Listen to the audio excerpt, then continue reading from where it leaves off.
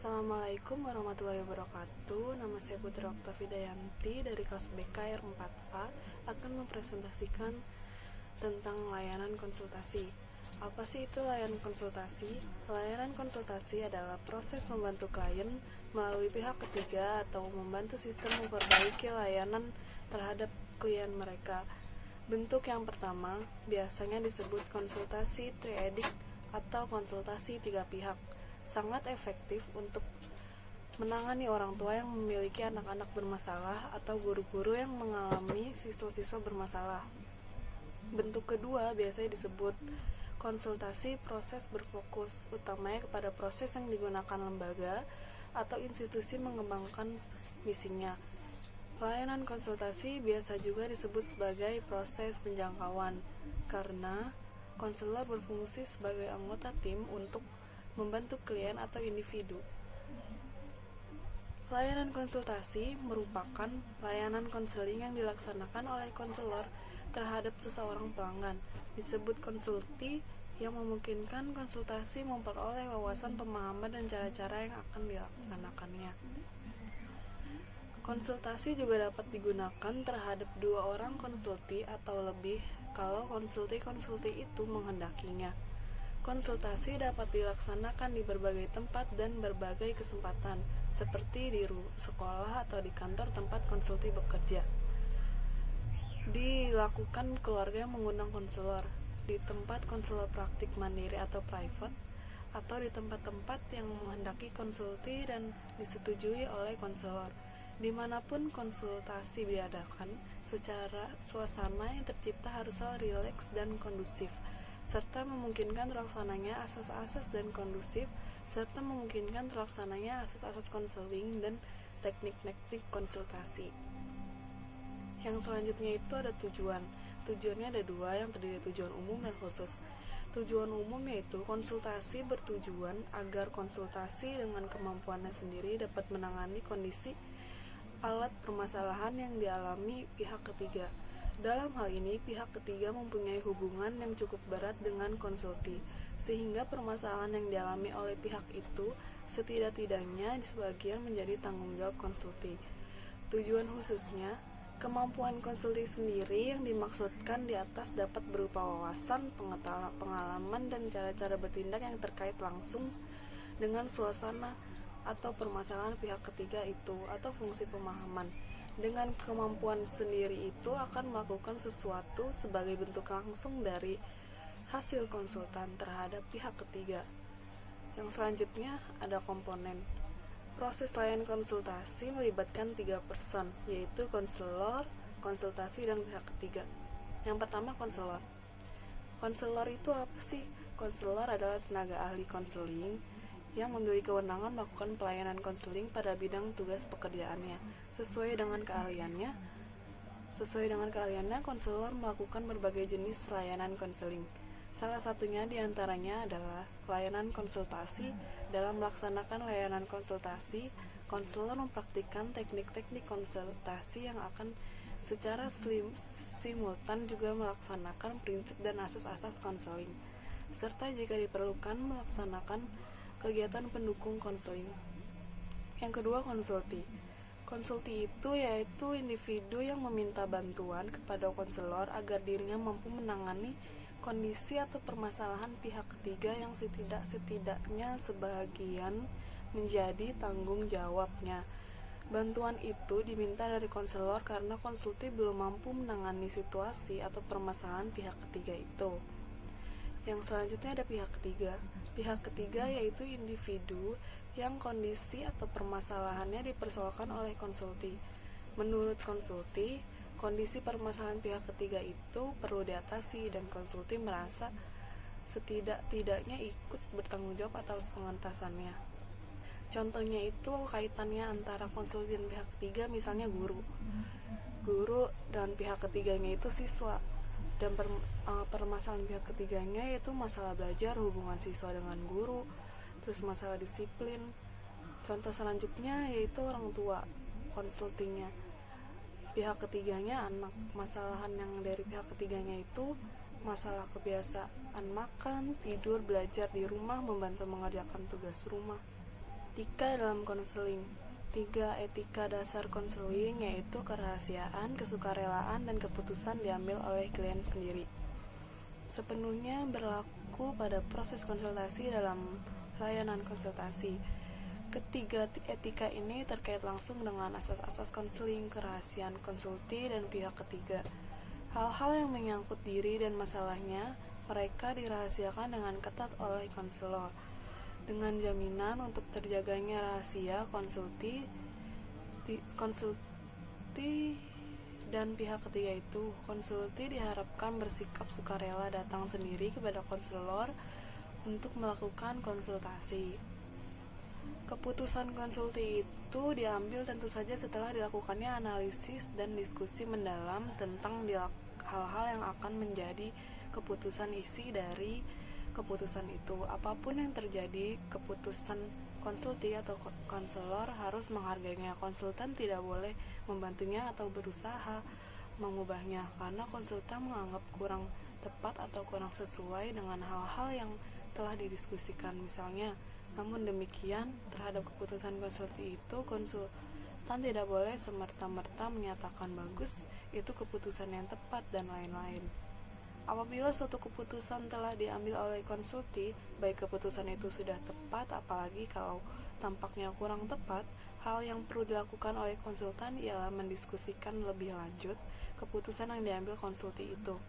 Konsulti dibawa untuk dapat melihat ke depan dan mengantisipasi hal-hal yang akan menjadi keputusan itu dilaksanakan.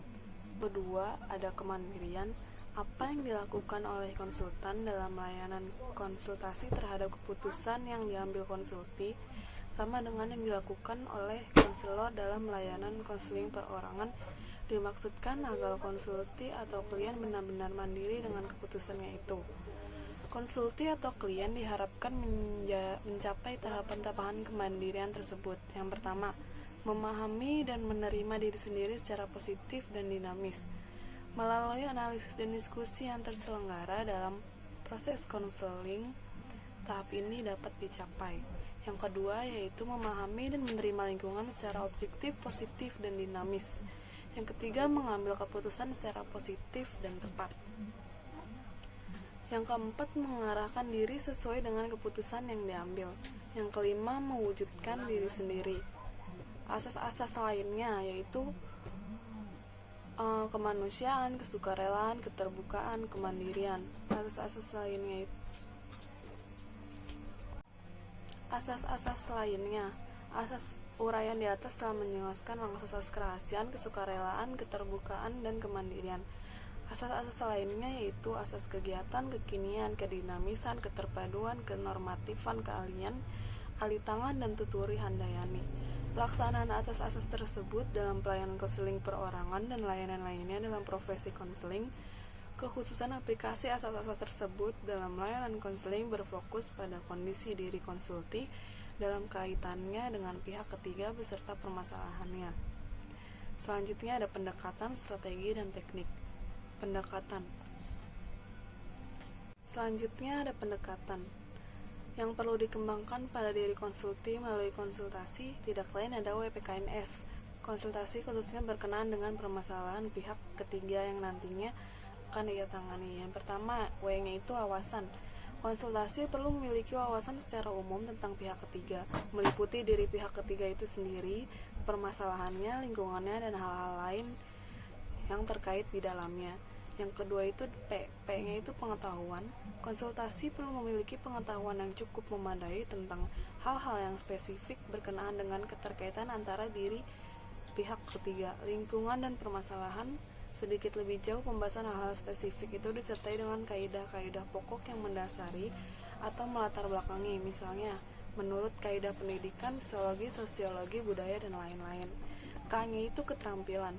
Untuk menangani permasalahan pihak ketiga, konsulti memerlukan sejumlah keterampilan. Keterampilan ini secara spesifik disesuaikan dengan permasalahan yang dialami pihak ketiga. N-nya itu nilai. Nilai yang perlu dikembangkan pada nilai konsulti meliputi nilai-nilai kemanusiaan, bagaimana ia memandang dari pihak ketiga dan manusia lainnya, nilai-nilai sosial dan moral, khususnya yang menyangkut hubungan antar individu, hubungan diri dengan lingkungan, nilai hukum, moral, dan spiritual.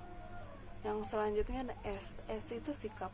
Bagaimana konsulti menyikapi diri pihak ketiga dan permasalahannya? Sikap yang positif dan dinamis atau developmental perlu dikembangkan melalui konsultasi. Yang selanjutnya warna konseling perorangan dalam layanan konsultasi. Dalam keseluruhan proses layanan konsultasi, warna konseling dalam keseluruhan proses layanan konsultasi seringkali tidak dapat dihindarkan, atau lebih spesifik, sebelum konsultasi diarahkan untuk mampu mengenai masalah pihak ketiga, terlebih dahulu diri konsulti sendirilah yang perlu dibenahi. Hal ini mengingat bahwa permasalahan yang timbul pada pihak ketiga ada kalanya justru berpangkat atau berlatar belakangi oleh kondisi WPKNS konsulti itu sendiri. Selanjutnya yang ketiga ada teknik. Dalam konseling dikenal adanya sejumlah teknik untuk umum dan teknik khusus yang dapat digunakan dalam layanan konseling perorangan atau konsultasi. Yang pertama ada teknik umum. Teknik umum yaitu sejumlah tindakan yang dilakukan konselor atau konsultan. Teknik-teknik ini dimulai dari menerima klien atau konsultan, teknik mengatur posisi duduk, mengadakan penstrukturan khusus tentang layanan konsultasi, mengadakan analisis dan diskusi tentang permasalahan yang dihadapi, sampai dengan mengadakan penilaian dan laporan. Yang selanjutnya ada teknik khusus. Teknik khusus dimaksudkan untuk mengubah tingkah laku klien, khususnya berkenaan dengan masalah yang dialami. Teknik-teknik ini terbentang dari perumusan tujuan, yaitu hal-hal yang ingin dicapai klien dalam bentuk tingkah laku nyata. Pengembangan tingkah laku itu sendiri sampai pembuatan hasrat, pemberian nasihat, penyusunan kontak, dan jika perlu alih tangan kasus. Yang keempat itu ada penguasaan teknik oleh konsulti. Sebagaimana disebutkan, sebagaimana kelanjutan proses konsultasi akan melakukan berbagai kegiatan dalam rangka menangani permasalahan pihak ketiga. Dalam hal ini, konsulti sepertinya bertindak sebagai konselor atas pihak ketiga yang akan menjadi kliennya. Untuk itu, konsulti harus terlebih dahulu memiliki sejumlah keterampilan. Di samping itu, diri konselor pun harus lebih dahulu beberapa dalam kondisi tertentu, sehingga penerapan keterampilan yang dimilikinya itu menjadi efektif dan efisien. Selanjutnya adalah strategi BMB3. Sepanjang proses pelayanan konsultasi menerapkan strategi BMB3, yaitu mengajak konsulti berpikir, merasa, bertindak, dan bertanggung jawab berkenaan dengan permasalahan pihak ketiga. Demikian pula mengajak konsulti ber-BMB3 terhadap WPKNS konsulti, khususnya dalam kaitannya dalam masalah pihak ketiga. Selanjutnya ada waktu dan tempat. Sebagaimana dalam pelaksanaan konseling perorangan, waktu dan tempat pelaksanaan layanan konsultasi yang tergantung pada kesepakatan antara konselor dan konsulti. Kapan dan dimanapun konsulti itu dilaksanakan, keamanan kedua pihak diutamakan, di samping terjaminnya kerahasiaan konsulti dan pihak ketiga. Lebih jauh, waktu dan tempat penyelenggaraan pelayanan antara konsulti dan pihak ketiga juga atas kesepakatan demi kenyamanan dan jaminan atas asas-asas konseling.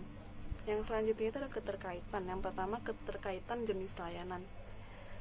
Tampaknya layanan konsultasi tidak hanya dapat diwarnai oleh konseling perorangan, melainkan dapat diawali dengan atau bahwa bergeser menjadi konseling perorangan. Selanjutnya, keterkaitan kegiatan pendukung. Dalam pelayanan konseling dikenal 6 jenis kegiatan pendukung, yaitu aplikasi instrumentasi, himpunan data, konferensi kasus, kunjungan rumah, tampilan kepustakaan, dan alih tangan kasus. Masing-masing kegiatan pendukung itu dapat dilaksanakan dan hasil-hasilnya dapat dimanfaatkan dan bahkan dapat diintegrasikan dalam kegiatan konsultasi antara konsultan dengan konsulti. Yang pertama itu ada aplikasi instrumentasi. Hasil aplikasi instrumentasi sering diperlukan untuk mengalami kondisi pribadi pihak ketiga. Misalnya, konsulti dengan seorang guru mata pelajaran yang ingin meningkatkan kemampuan belajar siswa-siswinya, memerlukan data tentang kondisi kegiatan belajar siswa. Hasil OMPTSDL sangat diperlukan. Yang kedua itu ada himpunan data. Data yang menyangkut permasalahan yang dibahas dalam konsultasi, yaitu masalah yang dialami oleh pihak ketiga. Misalnya data tentang AIKE, hasil AUM umum dan AUM PTSDL, hasil belajar, riwayat kesehatan, cita-cita, keterangan tentang orang tua, siswa, dan lain-lain. Yang selanjutnya ada konferensi kasus. Konferensi kasus diselenggarakan pada lembaga yang di dalamnya terdapat jumlah personalia atau individu dengan kedudukan atau wewenang yang tidak sama. Di sekolah misalnya dapat diselenggarakan konferensi kasus di antara para guru membahas kasus siswa tertentu. Yang selanjutnya ada kunjungan rumah. Tujuan kunjungan rumah sejalan dengan tujuan konferensi kasus, yaitu lebih mendalami masalah yang ditangani dan membina komitmen pihak-pihak yang terkait dengan masalah yang dialaminya. Dalam hal ini, orang tua, individu yang mengalami masalah dalam layanan konsultasi. Posisi kunjungan rumah dapat dilakukan oleh konsulti sebelum berlangsungnya proses konsultasi. Dapat pula dilakukan di tengah proses konsultasi yang sedang berkelanjutan. Yang selanjutnya ada tampilan kepustakaan. Tampilan kepustakaan diselenggarakan dengan meminta konsulti membaca buku atau artikel dengan materi yang terkait dengan permasalahan pihak ketiga. Hasil bacaan tersebut dapat memperluas WPKNS konsulti dan dapat dibahas secara langsung dalam proses konsultasi. Yang selanjutnya itu ada alih tangan kasus. Alih tangan kasus dilakukan apabila masalah pihak ketiga yang dibawa konsulti adalah masalah yang tidak menjadi kewenangan konsultan untuk terlibat dalam penanganannya. Selanjutnya operasionalisasi layanan konsultasi. Layanan konsultasi hendaknya dilaksanakan secara tertib dan lengkap, dari perencanaan sampai penilaian dan tindak lanjutnya. Hal ini semua untuk menjamin kesuksesan layanan optimal. Langkah-langkah tersebut adalah sebagai berikut. Yang pertama, perencanaan dan perorganisasian. Satuan yang lengkap dengan komprehensif seringkali menunggu setelah konselor mengidentifikasi konselor dengan pihak secara garis besar permasalahan. Yang kedua, pelaksanaan. Kegiatan utama layanan konsultasi ialah menerima konsultasi, menyalakan strukturan konsultasi, dan membahas masalah yang dibawa konsulti berkenaan dengan pihak ketiga. Kegiatan utama berikutnya adalah mendorong dan melatih konsulti untuk, yang pertama, mampu menangani masalah yang di dalamnya pihak ketiga. Memanfaatkan sumber-sumber yang ada melalui strategi BMB 3, konselor membina komitmen konsulti untuk menangani masalah pihak ketiga dengan pendekatan dengan cara-cara konseling. Selanjutnya ada penilaian.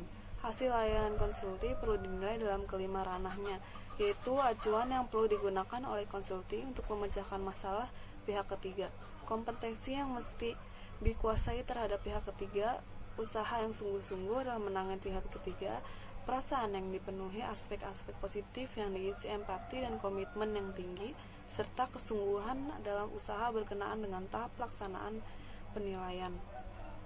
Penilaian itu ada 3 jenis: penilaian segera, penilaian jangka pendek, dan penilaian jangka panjang. Selanjutnya ada tindak lanjut dan laporan. Hasil akan sangat berguna untuk mempertimbangkan upaya tindak lanjut berkenaan dengan penanganan permasalahan pihak ketiga. Lebih jauh, hasil seluruh penilaian itu akan menjadi bahan analisis dan diskusi pada kesempatan konsultasi berikutnya berkelanjutan. Laporan berupa laporan pelaksanaan program, membuat keseluruhan aspek kegiatan. Demikian penjelasan dari layanan konsultasi, kurang lebihnya mohon maaf. Wabillahi taufiq wal hidayah. Wassalamualaikum warahmatullahi wabarakatuh.